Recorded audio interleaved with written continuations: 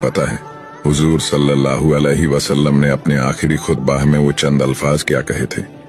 आए लोगो, सुनो, मैं शायद अब तुम्हारे बीच ज्यादा वक्त तक नहीं रहूंगा। जो भूखे हैं उन्हें वही खाना खिलाना जो तुम खुद खाना पसंद करते हो।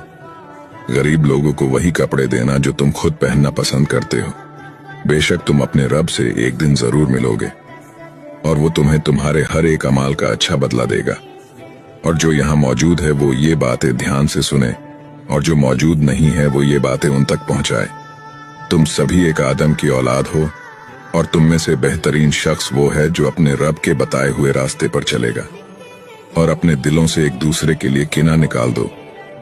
और क़यामत तक तुम्हें इस बात का ख्याल रहना चाहिए कि एक मुसलमान दूसरे मुसलमान का भाई है और सभी का एक दूसरे पर हक है। और फरमाया रसूलुल्लाह सल्लल्लाहु अलैहि वसल्लम ने, वो चेहरा नूर से रोशन हो जो मेरी कही हुई हदीस सुने और वो दूसरों तक पहुंचाए। सुभान अल्लाह।